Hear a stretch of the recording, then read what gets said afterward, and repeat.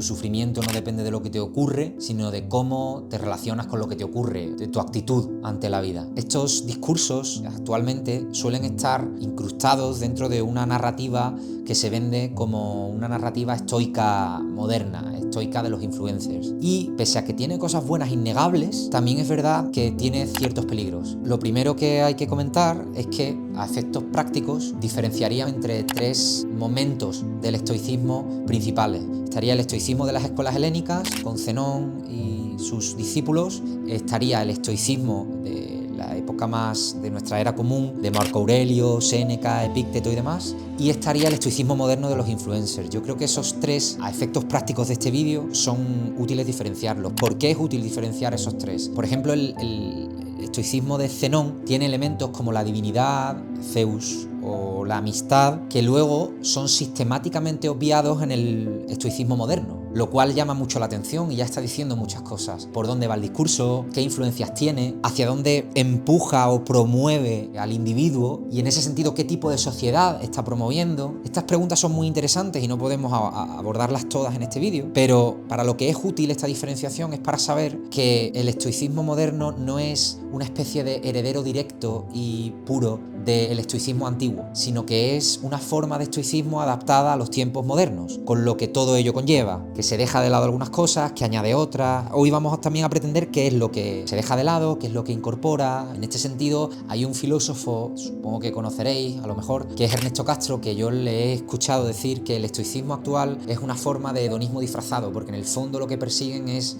un bienestar y entienden que el medio para llegar a ese bienestar es la actitud, es aceptar la vida y demás, pero tienen como una especie de agenda oculta en la que te están diciendo para estar bien tienes que hacer esto, no esto es el sentido de la vida, que es muy distinto una cosa de la otra. Entonces vamos a ver cuáles son los puntos fuertes y los puntos débiles del estoicismo moderno. Los puntos fuertes para mí principalmente es uno, que es la aceptación radical de lo que ocurre. Eso me parece un punto muy fuerte porque muchas veces, como yo personalmente como psicólogo general sanitario que atiende en consulta privada, veo que mucha gente que viene, gran parte del problema que traen es que no terminan de aceptar lo que les está pasando, incluso no terminan de aceptar lo que se hacen a sí mismos, y eso paradójicamente perpetúa el problema porque te impide ver lo que está ocurriendo y meterle mano, ponerte a trabajar para cambiarlo. Entonces esa parte me parece brutal y creo que ahí hacen una labor maravillosa. También otro punto muy positivo es el hecho de que dan responsabilidad al individuo.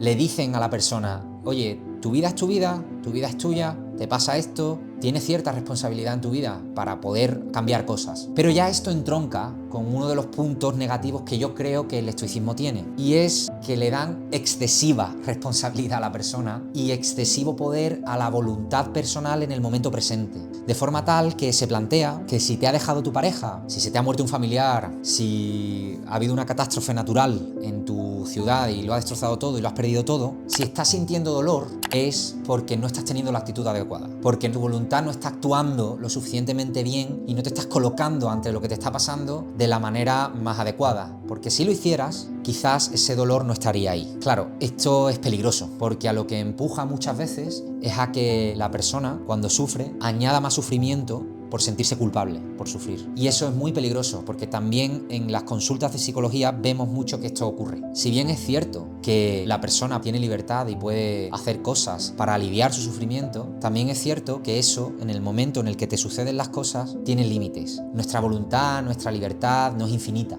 Esa idea del libre albedrío tan potente asusta, o tiene efectos un poco negativos, puede tener efectos que sean muy perjudiciales. Los problemas que puede traer esta visión es que si hay algo que te molesta, hay algo que te duele, hay algo que no te hace sentir bien, dado que estás muy alineado con la idea de que el bienestar, el estar bien en la vida, depende de tu voluntad y de cómo a través de la voluntad controles tu actitud, lo que puede aparecer en el momento en el que intentas practicar esto y no lo consigues es una culpabilización enorme o una idea del sí mismo como incapaz siquiera de estar bien, o del sí mismo como alguien con una voluntad débil, no lo suficientemente fuerte, no lo suficientemente capaz. Eso puede provocar, muy en contra de lo que se pretende cuando se expone esto, un dolor muy asociado a lo que desde las corrientes de psicología humanista se entiende como escisión autoevaluativa o autocrítica, que es muy perjudicial y que tiene que ver con la sensación de sentirse inadecuado o sentirse incapaz. Eso no quiere decir que el estoicismo no tenga puntos fuertes. Otro punto fuerte del estoicismo propone como idea de vida el mirar hacia adentro, ¿no? En el sentido de que la persona ponga sus esfuerzos más grandes de cara a conseguir lo que quiere en el interior y no en cambiar las circunstancias externas, lo cual a la vez también desde otra lectura puede ser una desventaja, ¿no? Porque se olvida de lo social, se olvida de que hay características externas que provocan sensaciones internas hasta cierto punto de forma impepinable, ¿no? Como innegable, pero a la vez es el único sitio desde el que uno puede llegar a una verdadera libertad interior, ¿no?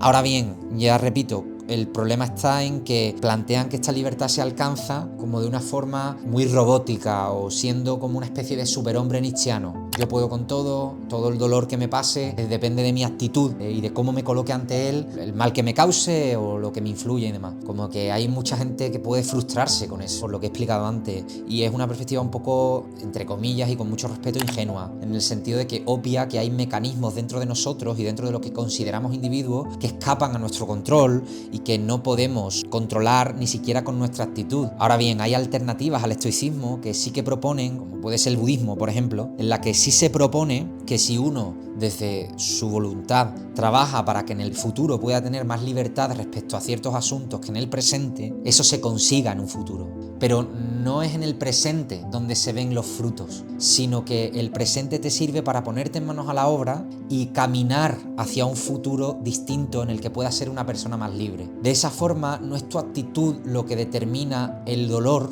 sino que la actitud determina la persona que vas a ser en el futuro y la libertad que va a tener quién vas a ser en un futuro respecto a ciertos fenómenos. Esto también yo creo que tiene mucha coherencia con la terapia focalizada en la emoción, por ejemplo, y con otros modelos terapéuticos, en el sentido de que se acepta que actualmente tenemos limitaciones y que actualmente estamos, hablando en plata, jodidos, y que no, por mucho que cambiemos nuestra actitud, eso nos va a doler hasta lo más profundo. Ahora bien, una puede ponerse manos a la obra y dirigirse o propulsarse mediante un trabajo más quirúrgico, más paciente, más cuidadoso, más milimétrico, tranquilo, del poco a poco, ¿no? De hormiguita, y también efectivamente ejercitando su voluntad puede sobreponerse a eso y ser en un futuro alguien más libre. Alguien a quien ese problema ya no le afecta de la misma manera, pero ya no porque su omnipotente voluntad se coloque de una manera frente al fenómeno que haga que sea impasible y que no le toque ni una flecha, sino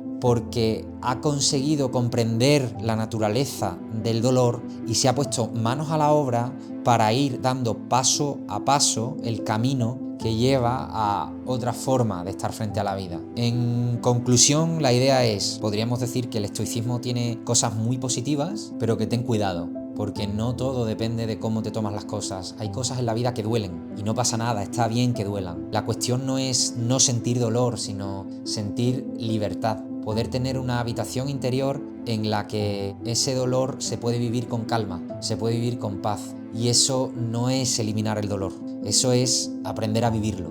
Y paradójicamente puede que algún día, si te pones a ello, las propias vivencias y experiencias del dolor cambien y encuentres lo que algunas corrientes han llamado el más allá del sufrimiento.